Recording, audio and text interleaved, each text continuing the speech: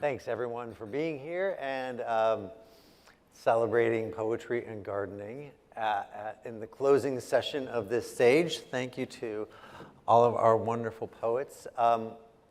We'll start with Tess talking about the anthology and reading a bit from the anthology, and then we'll have all three poets read their work, but also selections from the anthology too, and then we'll have a discussion. So Tess, please take it away.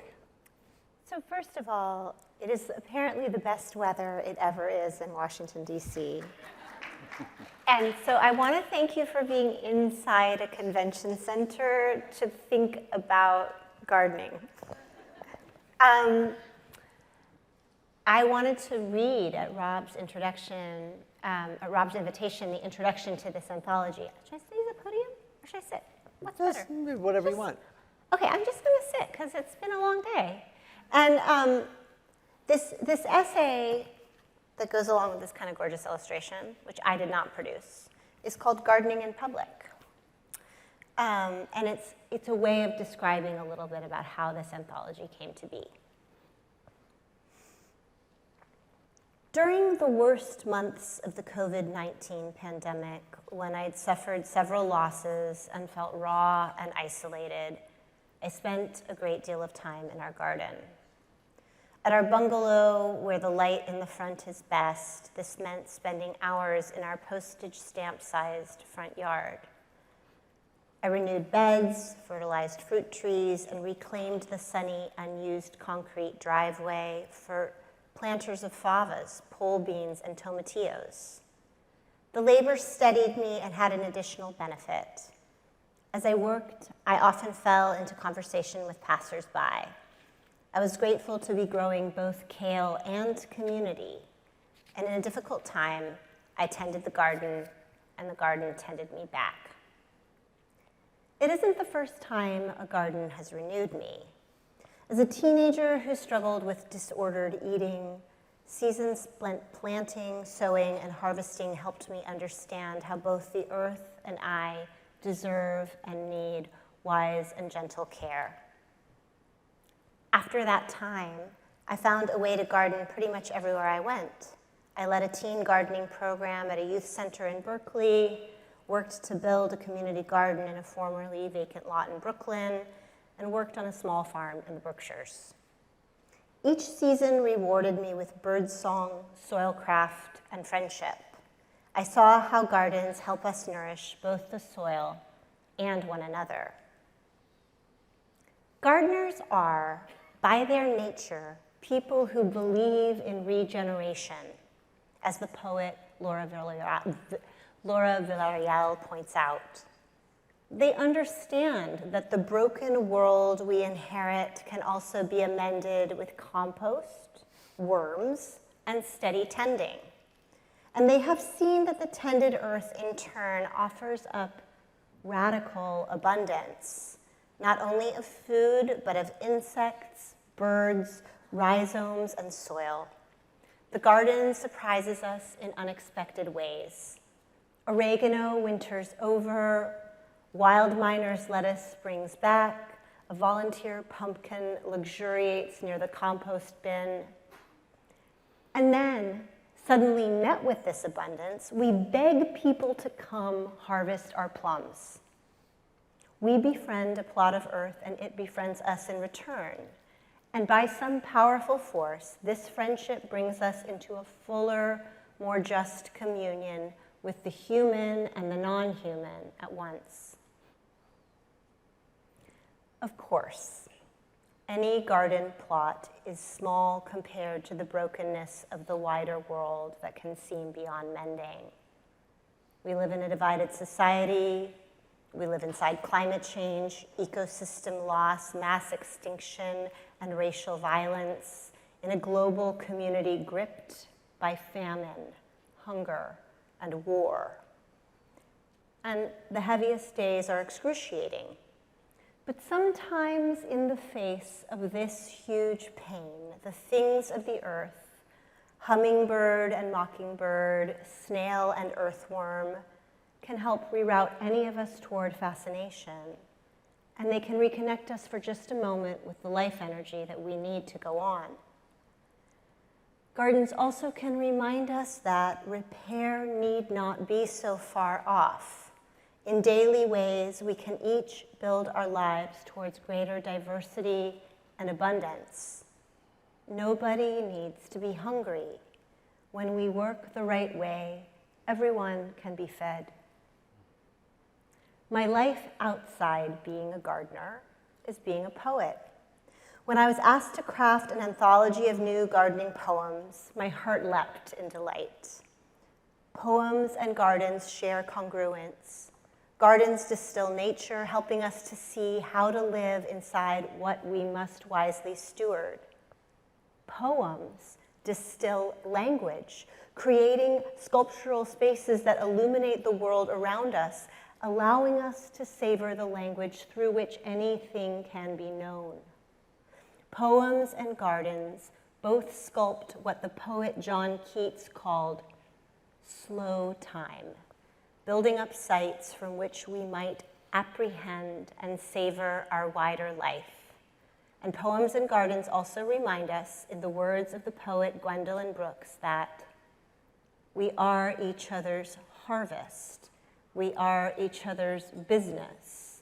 We are each other's magnitude and bond.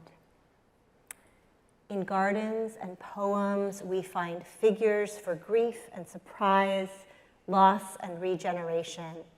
Gardens and poems each help us dwell and abide. So that was kind of how this happened. And on the day when a friend of mine who'd known me on that farm in the Berkshires called me and said, I have a project I think you might like. She'd conveniently become an editor at this press. I took her phone call with dirt under my fingernails.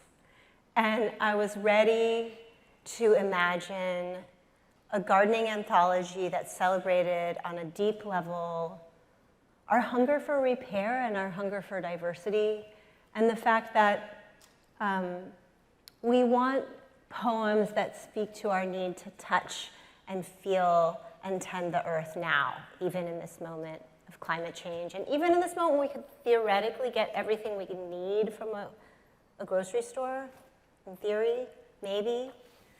So the book was born, and I didn't do an open call. I just slowly wrote to people that I thought would be wise and read a lot of books of gardening poetry and assembled and assembled. I do live in the Bay Area of California, and it turns out that a lot of the poets there also are gardeners, so I have to admit there was a little cheating that way. But many poems came to me, and I arranged them. Ooh. And this is the first. I'm going to read this, and I think then other people will read their poems, and I'll read a few poems, and then we'll talk with Rob. But here we go. This poem is by Ross Gay. It's one sentence, which is a unit of breath. It may become useful to know that. And the title just rolls into the poem. So this is called A Small Needful Fact. Thank you, Rob. Thank you, Forrest. Thank you, Ruben. It's been an ecosystem building experience, this anthology. Wonderful people. Ross Gay.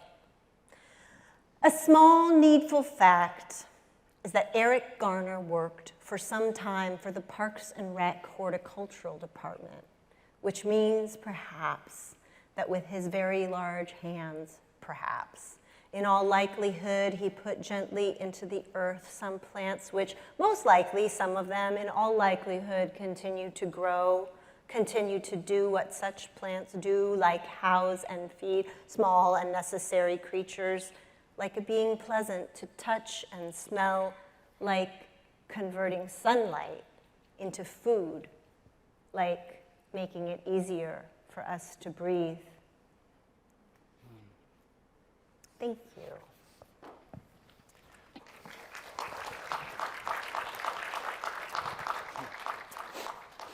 Oh, sure. I'll read my contribution. I feel really lucky to be part of this. My mother was a gardener, and And so this poem is called My Mother is a Garden. In the backyard, my mother plants strands of razzleberry fringe flowers. Next door, the chartreuse golden feather farewell. Before I am born, my mother is acquired by the United States, coerced by some American zodiac dream. She fled to Los Angeles, and decades later, she still withholds from speaking English, and only the fertile names of flowers have taken root. She is luminous, her hair a blackish gray against the philodendron, long and parted in the center. I lose her in the shade of overgrown impatiens hanging onto the hillside behind the house. The horizon waves in lines of barberry and nettles, silver waves of wild deer grass. I have not spoken to my mother in years. Today I surprise her with a visit, and in the window's glow, I watch her work. I have taken the shape of her hips. Thank you. Sure. I'd like to read another poem, and this poem is by Jacqueline Kolosov, who surprisingly happens to be my dissertation director. This is about her pregnancy, and this was about the time that I actually met her. And this is called Quickening. 20 weeks and 2 days is the epigraph. Amid the camaraderie of starlings, morning ripens along with the tomatoes on the vine. A single twist at the stem and summer falls into my hands. Another garden's perfume of lemon balm and sage between my fingertips. My mother's kerchiefed face. August ripens, tornadoes lavishing beside Courance's fairy tale orbs. Always the robins and the sparrows picnicked on the fattest of the translucent fruit, my mother with sandy cupfuls of sugar simmered into jam I spread on toast, sitting barefoot and caramel kneed beneath the patio's canopy of sun. But tomatoes we always ate fresh and whole.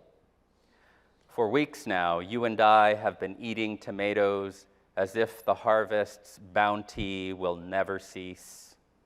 My breasts, too, are tomato heavy, the bowl of my belly dense with the curve that will only continue to deepen in the months ahead. Lingering in bed this morning, I lay my hands along the rise, palms and fingertips listening for our daughter. Quickening, the doctor called it, the desire for the coming child. Imagine, next August, we will carry our daughter into the garden. We will hold the fruit to her face. We will teach her tomatoes.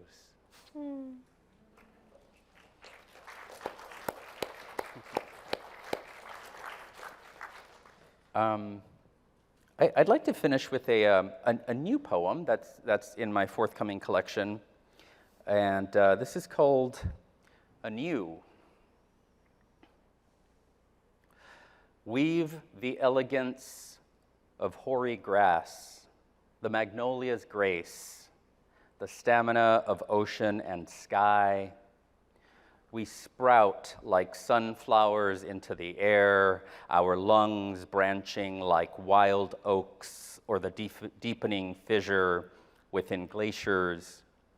Forgive the slug and the snail for their patient attack. They too must eat. The radiation of life is constant, and we all must submit to its silent, unseen influence.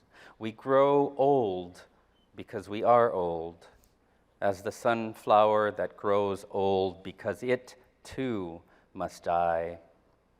There was a time before and time after. Thank you.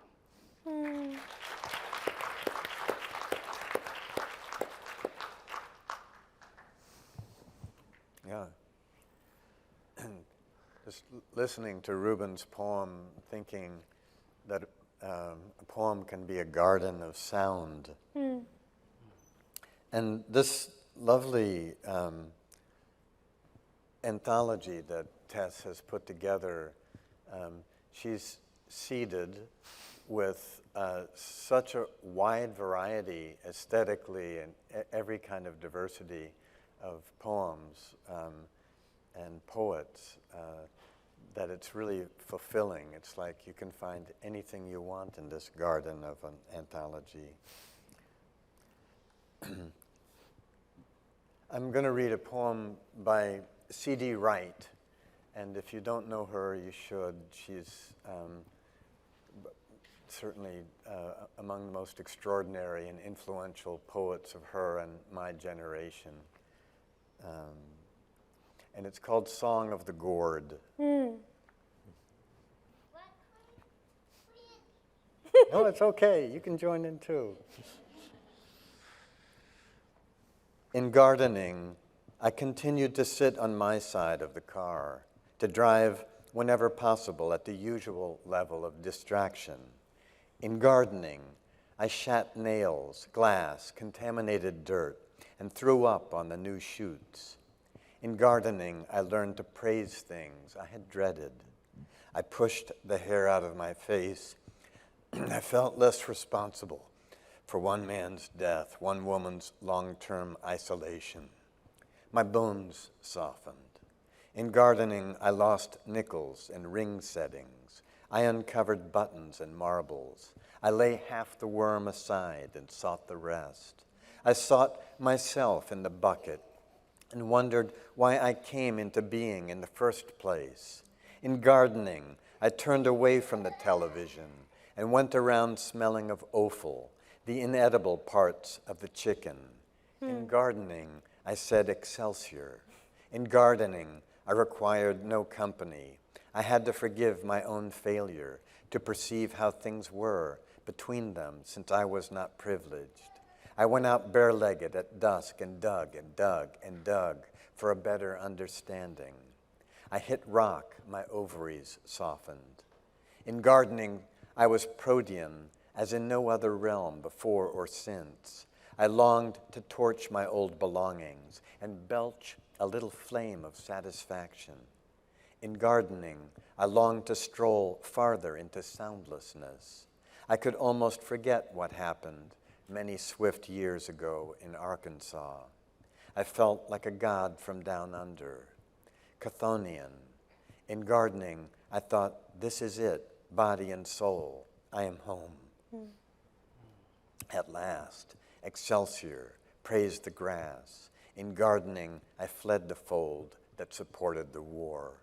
Only in gardening could I stop shrieking. Stop the slaughter. Only in gardening could I press my ear to the ground to hear my soul let out an unyielding noise. My lines softened. I turned the water onto the joy-filled boy-child. Only in gardening did I feel fit to partake, to go on trembling in the last light.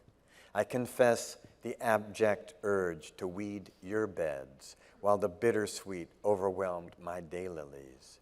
I summoned the courage to grin. I climbed the hill with my bucket and slept like a dipper in the cool of your body, besotted with growth, infected by green. And sorry,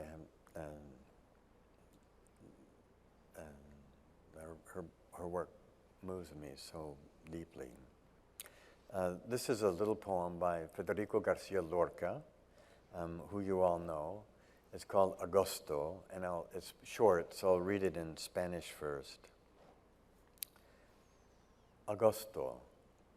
Contraponientes de melocotón y azúcar, y el sol dentro de la tarde, como el hueso en una fruta.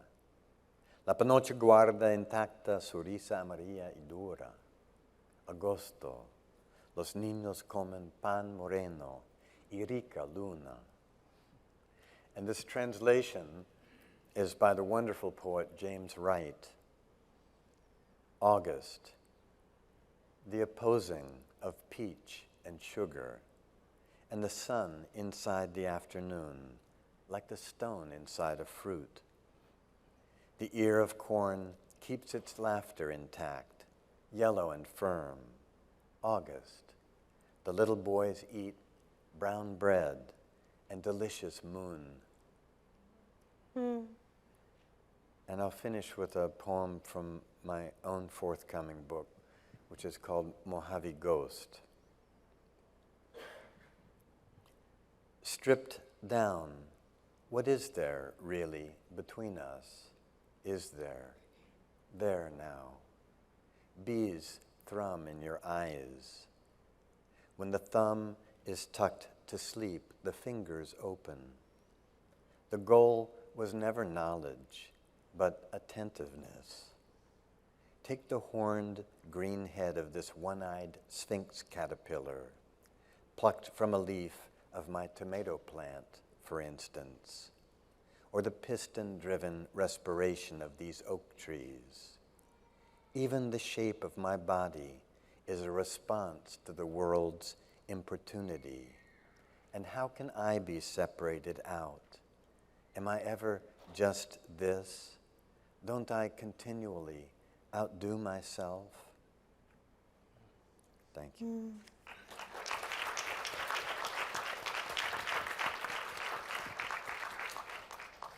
What I really love, first of all, about making this anthology was the chance to build an ecosystem of conversation among contemporary poets. And both Ruben and Forrest have been so kind to read poems of their own and someone else's from the anthology, and then a poem that's not in the anthology but is plant adjacent. And we can talk about that in a minute. I'm going to do the same. I'm going to read a poem not by me, a poem by me, both of which are in the anthology, and then a new poem, which is not only plant adjacent, but full-throatedly to a plant.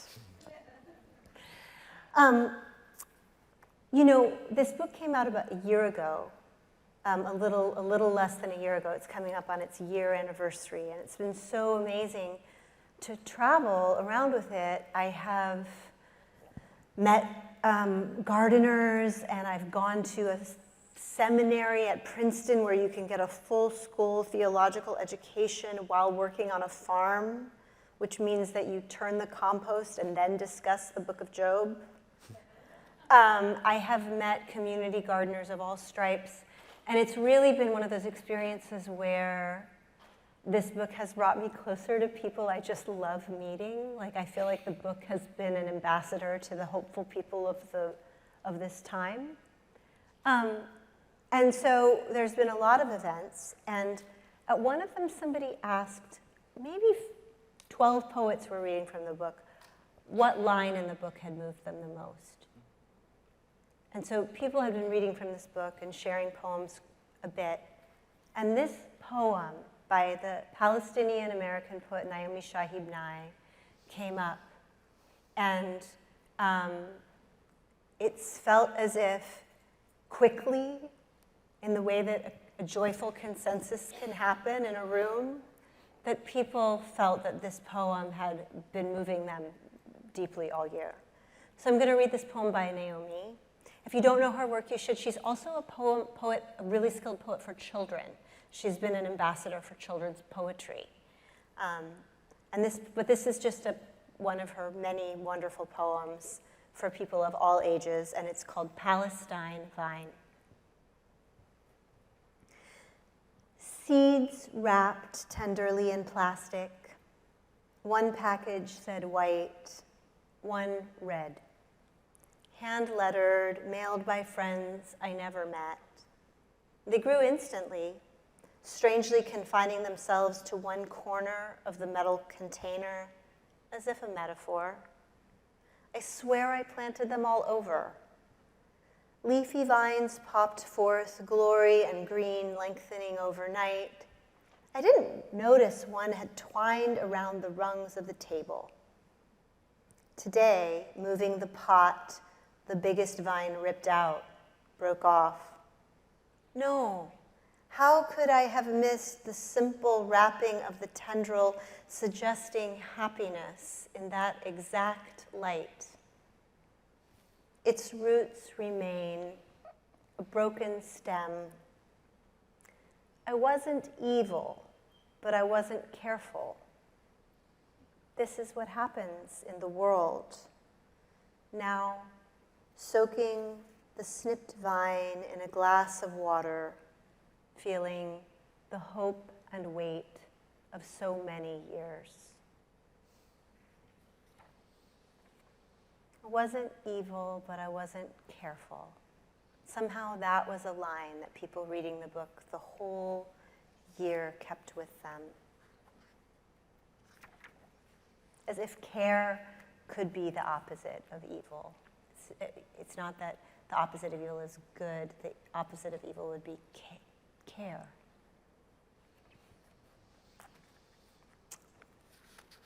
So, y'all are Southern proximate enough to know what to do with a green tomato, I believe.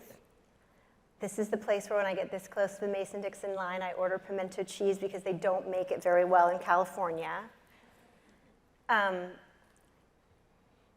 Where I live in California, there's a burst of heat that takes us through November, but right then we get, late October, we get green tomatoes.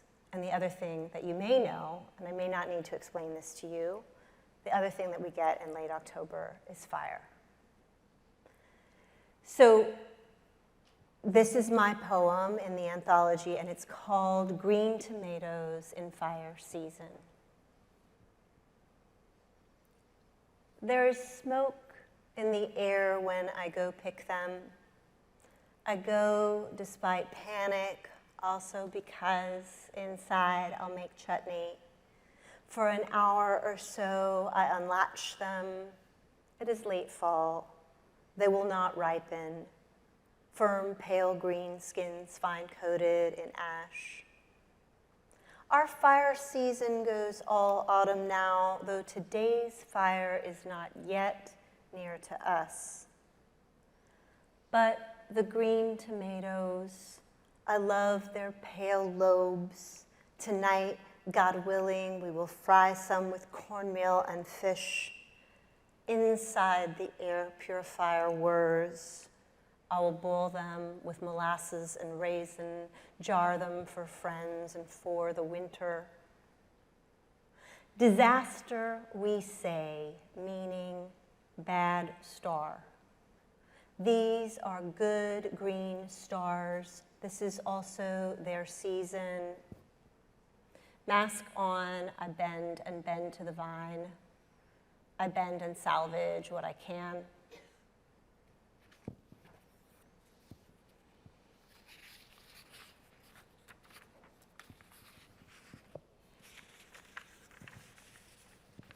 Who here grows collard greens? Nobody? Oh, thank you. They're very easy. They're like the most forgiving plant. I would suggest it. You can do it in a pot on your porch. Anyway, in the midst of writing all these food poems and editing food poems, I found that I was also writing more food poems, and a lot of times they came out as odes. So I'm just going to read this new poem, which is an ode to the collard green, Brassica oleracea. Collard ode. Leathery, bitter to taste. The one in my garden is tree-collared and towers half-wilding to vine. How many hands carried a cutting or seed with what little they had and rooted and tended and made it keep living? Mine makes me keep living too. Gives till November, then veined purple leaves bead again in spring rain. Soup by soup, leaf by leaf, my grandmother simmered hers down with pork fat, vinegar, mustard, but hell, they'll be delicious with what you have to hand, your last clove of garlic, your last drip of broth. On the stalk or the ice box, they are patient, they last, they stay tough until you turn them tender. Tell me, do you know someone like that? You bring salt. They bring the iron they drank from the earth.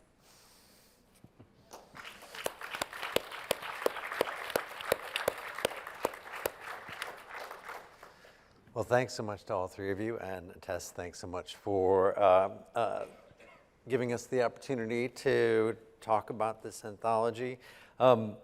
I did ask Tess to begin with that introduction, and I want to use it as the basis for my first question to Ruben and to Forrest. And I'm not going to be able to resist, I think, the use of a gardening metaphor, plant metaphor. I'm curious how your lives as poets intertwine with your lives as gardeners. Do you think of yourselves as gardeners? How does that work? I think that my mother was a gardener, and she taught me the value and showed me the beauty of what a garden could manifest. And I have tried. The closest thing that I think, the most successful thing that I've grown, when I was a kid, I grew a lot of sunflowers. And now as an adult, I think I'm deathly allergic to sunflowers. Wow. Does that say know. something about growing up that, only poetry can really encapsulate? I think so. I mean, this is probably the closest. I'll probably be able to get to those again. But I've tried growing orchids at home. Every year I get a new orchid, and those have lasted. So I have a handful of orchids that return every year, and I teach online, and I had a student once see the orchid behind my shoulder before it had rebloomed, and the student said, you should just put an ice cube into the pot, because I was concerned about not watering it enough. And she said, you just put an ice cube into the pot, and that'll be enough. I don't know if that's true, because is it? I don't have a green thumb, but I write a lot about gardening and about plants, and I think that's just my mother's influence. Forrest, what about you? It's interesting, our mothers. My mother, I grew up just south of here in Annandale, Virginia, and my mother had a big backyard, and she was a gardener, serious gardener. And I was often enslaved into working for her and replanting the forsythia or the azaleas or whatever. But then I married a woman who also loved to garden, C.D. Wright, and I ended up keeping an orchard in Rhode Island where we moved. And now I find that I'm a serious gardener out in California, and I have I live in an unincorporated town in a very rural place where my neighbors are mostly wild turkeys and a bobcat, and there's a mountain lion, and I garden, and it's this constant gentle war between me and the gophers. And I've tried to accommodate them, because they're part of the earth too. They do oxygenate the earth even while they're eating all the roots of my plants. But I do a lot of gardening. One of my favorite poems is by a New Jersey poet named William Bronk, and he describes his father as an old man who has stomach cancer, and he spends all his time in the garden.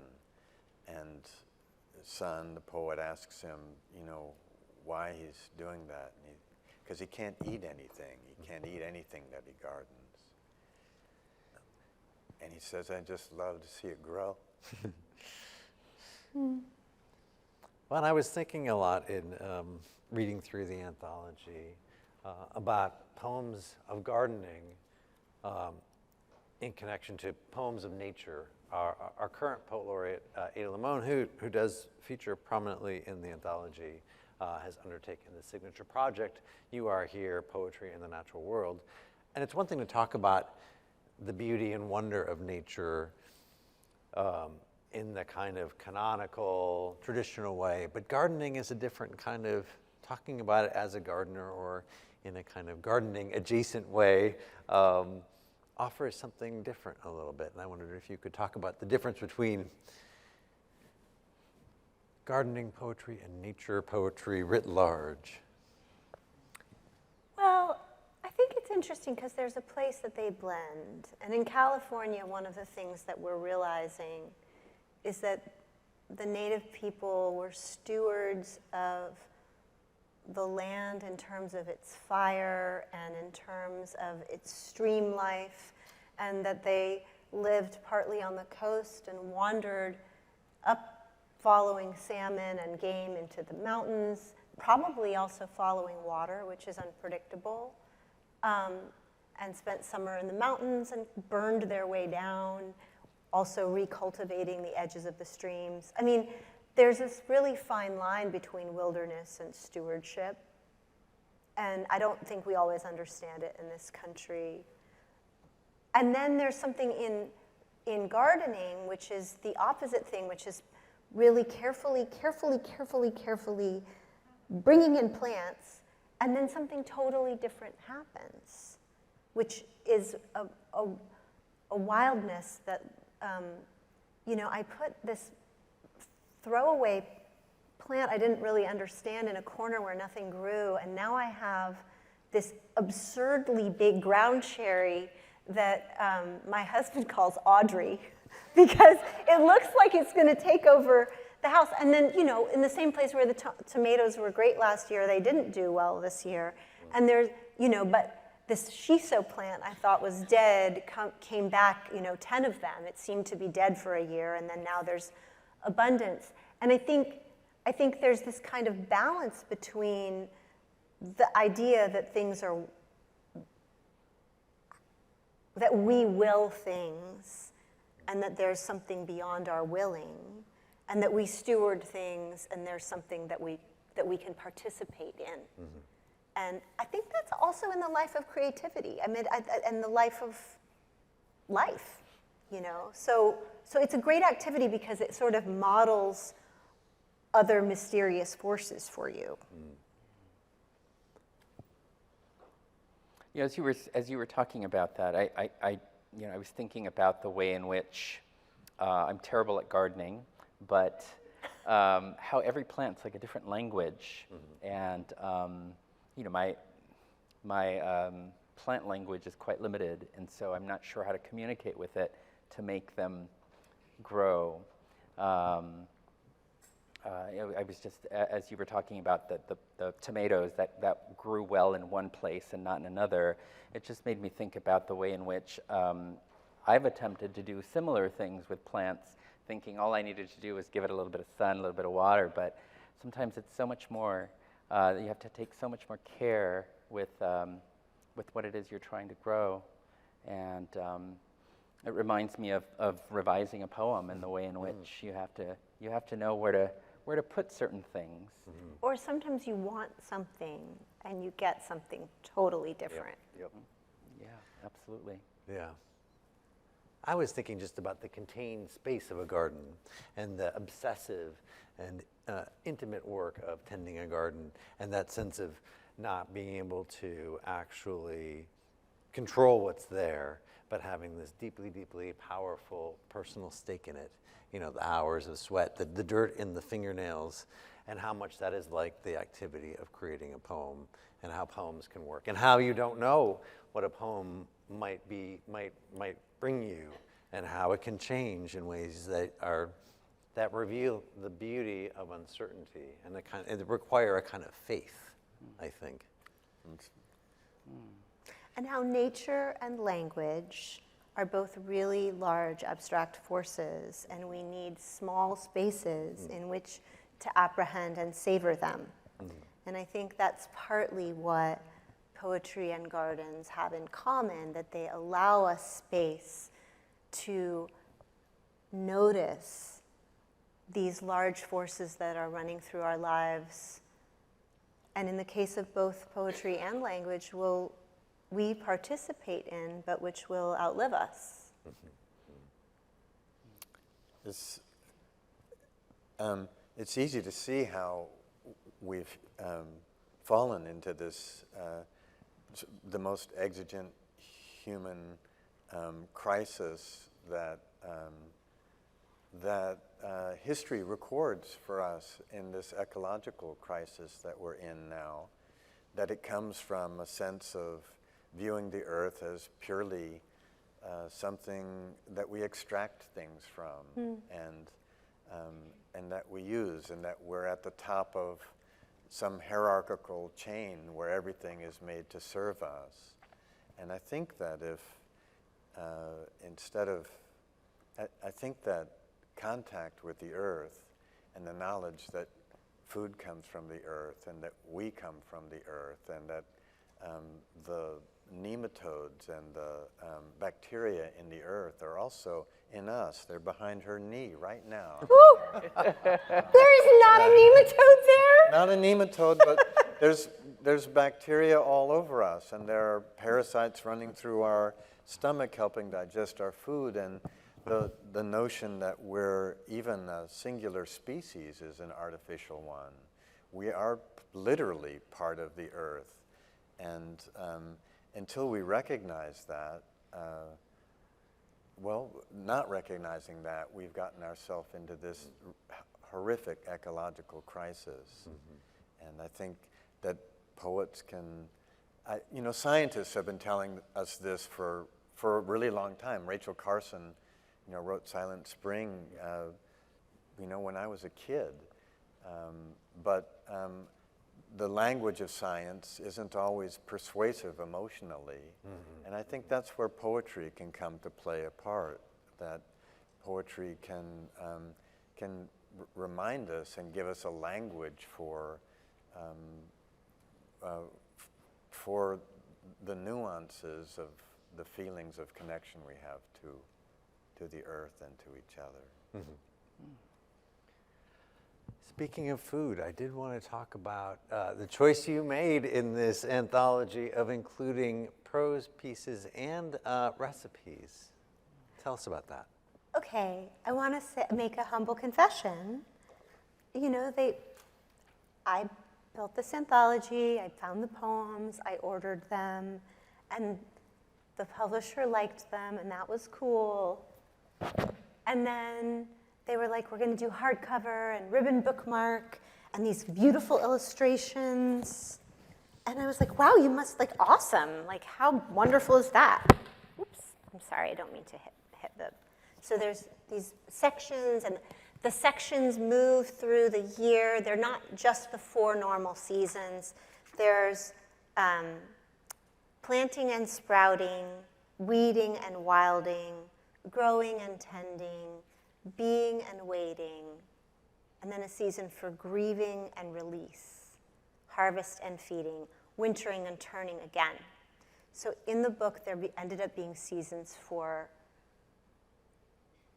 reverie and grief, which are also things I think we go to gardens for. So now I have this book, and they start to punctuate it with these gorgeous illustrations. And one day my editor calls me and she says, "What about some meditations with recipes from the poets?"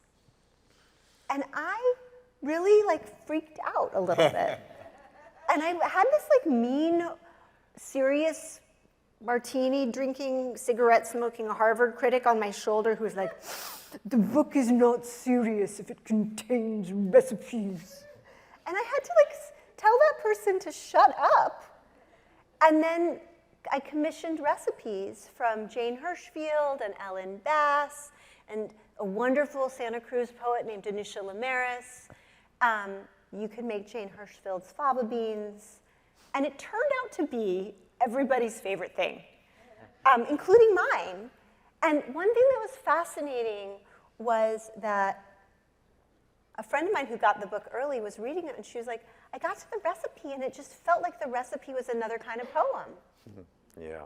Another kind of tactile folk wisdom. And of course, when we are assembling a poem in our mind, we might just have a few things rattling around, the way that deer looked, the sunset, the grief about my sister, and suddenly this kind of mash of language starts to form. But it's not that different a feeling than when we go to the farmer's market or even the refrigerator and say, "Oh, okay, well, I have garlic and Parmesan cheese and this much, kale and the little red pepper flakes and lemon." And suddenly you've got a meal, and the meal is this kind of assembly.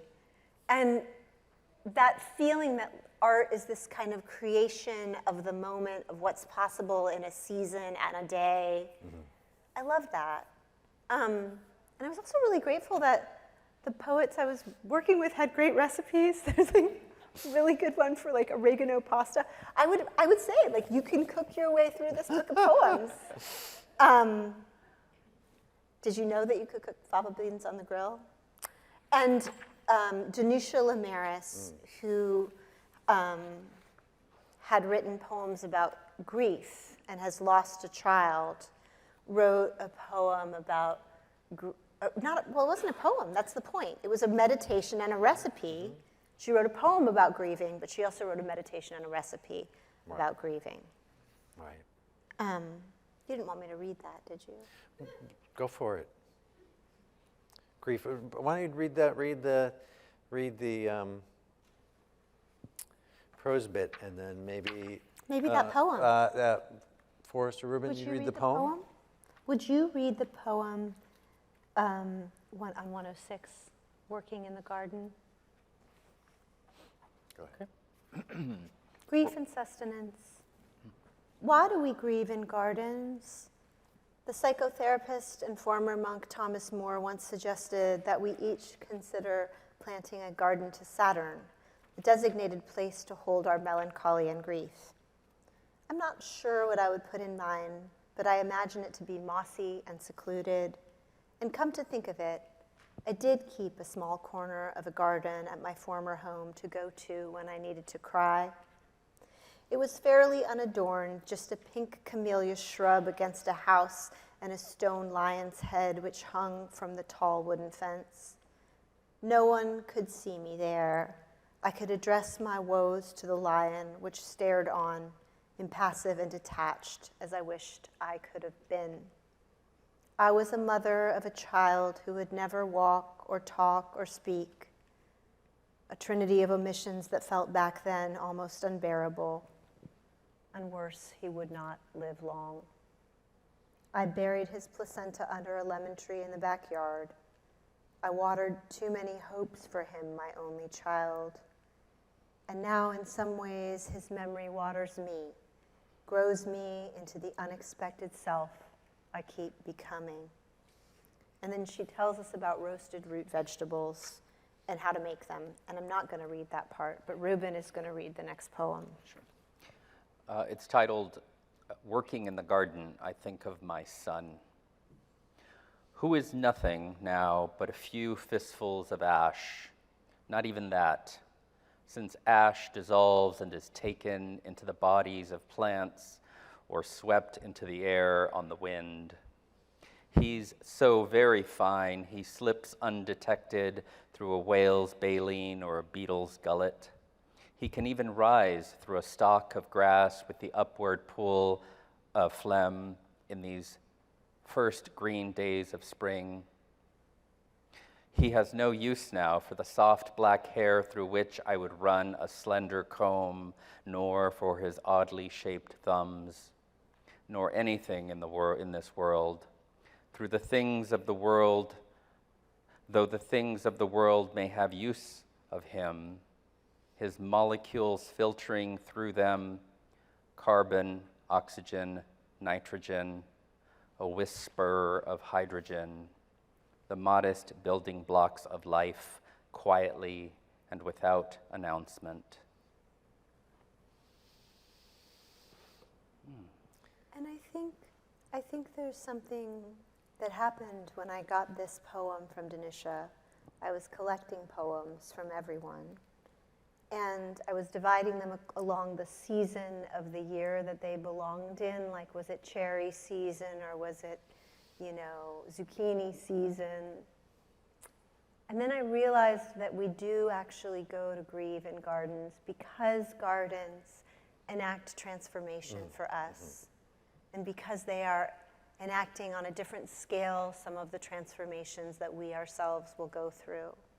And some of those are real, and some of those are metaphorical. And so I got this poem and I realized there's a whole section for grieving, which of course we've been doing a lot of, even if there's joy on the news. So yeah, that's kind of how that happened. Yeah. It also made me think of, listening to that poem, the way in which poems are so much about time, or so much about breath, the experience of a poem in time. But they're about that kind of slow time. They speak almost outside of time. And I feel like, yeah, gardening is an act of very direct engagement, but for something that's far larger and takes far longer than we might even be able to imagine. And that made me appreciate what the poem, and what the place of the poem here in the garden that Denisha is talking about. We agree to wait. Yeah, The garden, yeah. we really agree to wait. And in our lives these days, we often have forgotten that we should wait for anything. I mean, we just kind of, it's like point and click, And with a garden, you agree to be uncertain, and you agree to wait, and you agree to take time, absolutely. And time even beyond your time, perhaps. Yeah. Yeah. The other poem that I really loved, connected to a recipe, was January Gil O'Neill's poem. Where is that? It's in the winter. It's Wintering and Turning Again. Because it reminded me of how plants are uncontrollable. And I love that she talks about basically that she wasn't really a gardener, and that her ex-husband was the gardener, and that she didn't want to garden after he left. But there was this wild oregano that kept on growing, and sort of leads to her giving a recipe, lemon herb pasta with 1/4 cup freshly chopped herbs, which I'm presuming she means from the garden that you can't control. And then she has this beautiful poem too. What page is that on? I should have marked it. About wild oregano. Actually, I'm going to read this poem. It's been a long time since I had a chance to read a poem on a stage. Go for it. Yes, thank you. Wild oregano. Winter, with its sky the color of ash and a fresh dusting of snow on the windshields of New England. And all I can think of is the oregano we planted years ago in our shitty garden. It comes back year after year, now deeper and deeper into the lawn, while my neighbor's lawn beyond fences, through a cracked driveway, grows greener than clover with a scent that reeks of summer. Like an anarchist, the oregano does its own thing, self-willed and tenacious, intense and free. There's something in this grass worth saving, I think to myself. This one plant wrecking crew encroaching on clover territory in a shimmering wave of language, of green speak. Manifest destiny of the suburban world. How strange it feels, tending a happiness beyond memory in the cold, hard soil of January. And what we haven't talked about that this poem reminds me of is just all the ways in which these poets are using the tools of poetry, like that last three-line stanza, tercet, ending with a rhyme, and then, talking about January, which was, of course, not only a month, but the name of the poet. I thought a lot about, for instance, with the C.D. Wright poem, the power of incantation, and what poems can do with that kind of work. And there's so much here that poets are bringing to the table, even just talking about and reveling in the beauty of these terms, of the plants themselves. Even the line of the poem is and a turn, and it's from plowing. Yep, exactly. And so the more I thought about it, the more I thought, this makes sense, poetry and gardening. I mean, She's onto something. Yeah. well, humans have lived in the relation with the tomato plant for 10,000 years. The collard green, probably 5,000 years. These are friends, these foods. They're companions. And, we may not feel divorced. We may feel divorced from them, but the thing is, honestly, a tomato wants to teach you how to grow it. Like, it is leaning towards you as well. It is not a deep, horrible mystery. And the thing also is that I wanted this book to be contemporary, and I didn't want it to feel like your grandmother's Victorian gardening book that was all 19th century poems in the public domain covered in like a sheath of roses and lace. That I wanted it to feel legible to the struggles of this moment and the promise of diversity in this moment. But I also wanted to remind us that this is the substrate on which we grow. And so I think it's probably time to wrap up. And I'm going to do that with enthusiasm. But by showing you that when I was done editing the book, I called my editor and snuck in micro poems at the very end. Like on the final page, I was like, we can add one more poem, right? She was so sweet. She was like, sure. So I translated a little bit of an old farm poem by Virgil called The Georgics. This is 5 lines. It has to do with olives. I just want to end with a question about how many conflicts in this world that we're calling war or migration or something else or even bad behavior, could be called hunger by another name. Olives. Virgil, Georgics, Book 2. Olives, by contrast, need no care. Don't call for machete or stubborn hoe. Once they've clung to the fields and bowed with the breezes, the earth, which the plowshare exposed of herself offers up moist, heavy fruit. Oh, suckle the olive, fat, pleasing to peace. I'm just going to stand up for this one. It's been a wonderful year of sharing this book and sharing it with you, sharing it across the country. Forrest Gander was at the first reading of this book, and he made a joke that I stole. I'm going to repeat it now. I've had the joy of writing this poem in the year 1818 under the pseudonym John Keats. On the grasshopper and cricket. Thank you all for coming. On the grasshopper and cricket. The poetry of earth is never dead. When all the birds are faint with the hot sun and hide in cooling trees, a voice will run from hedge to hedge about the new-mown mead. That is the grasshopper's. He takes the lead in summer luxury. He has never done with his delights. For when tired out with fun, he rests at ease beneath some pleasant weed. The poetry of earth is ceasing never. On a lone winter evening when the frost has wrought a silence, from the stove there shrills the cricket's song, in warmth increasing ever, and seems to one in drowsiness half lost, the grasshoppers among some grassy hills. Thank you.